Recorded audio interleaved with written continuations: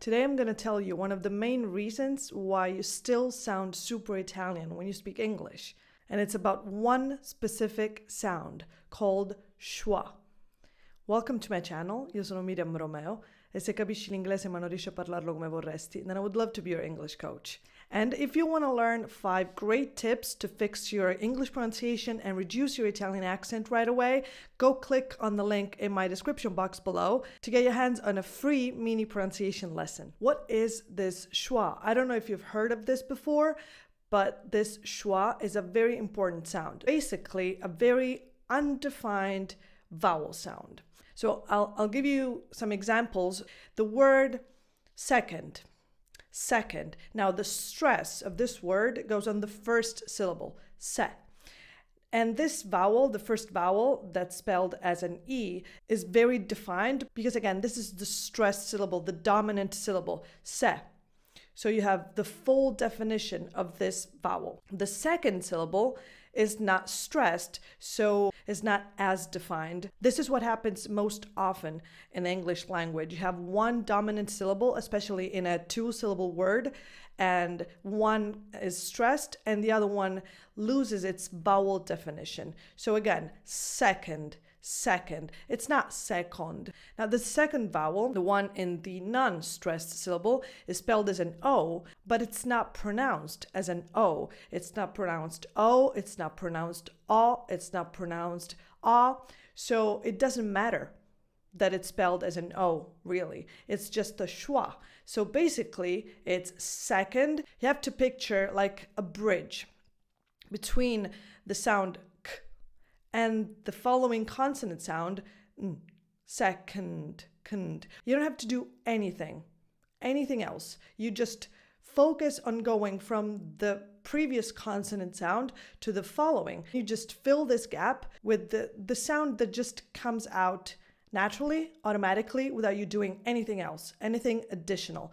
Second. So this schwa appears all the time in English. Second is one example, but I can give you millions. Million is also a great example. Million, okay? And in this case, you don't have the bridge between 2 consonant sounds. You have to fill the gap between a vowel sound and a consonant sound. Million, not million, okay? Do you hear it? Another example, listen. Now, first of all, the T in this word is silent. I don't know if maybe you knew this already, but just in case, listen, no T, listen, and the E in the second syllable is just a schwa. So the stressed, the dominant syllable is le, and this is a lax E sound. As I explained in a previous video that I will link up here, le, sin.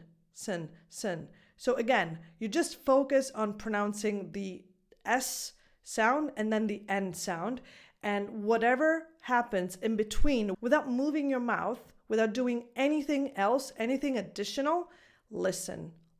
Your Italian brain sees an E, sees a vowel, and wants to reproduce that sound because in Italian, the vowels are always defined. No matter where the stress is in the word, the vowels are always defined because Italian is a syllable-timed language. English is not. So in English, it doesn't matter that listen is spelled with an E before the final letter, before the N. It's just a schwa. Again, listen. All the words that end with T-I-O-N, like station, organization, nation. So it's not PlayStation. It's PlayStation, station. Another example, one word that we all learn when we are like 6 years old, pencil. Now this schwa, right before the L, sounds a little bit different, pencil. Because you have to pronounce the L, this schwa morphs into a sound that sounds to your Italian ears more like an O. Maybe if you ask me to make a schwa sound, I will probably pronounce something like a very undefined vowel sound. But depending on what's right before and right after the schwa, it can have a slightly different sound. I'm going to give you the perfect example of how this schwa can change, can morph depending on what's in the middle of, basically. These two words behave in a very similar way. The accent, the stress, is on the first syllable, so on the first vowel, and therefore this A is very defined.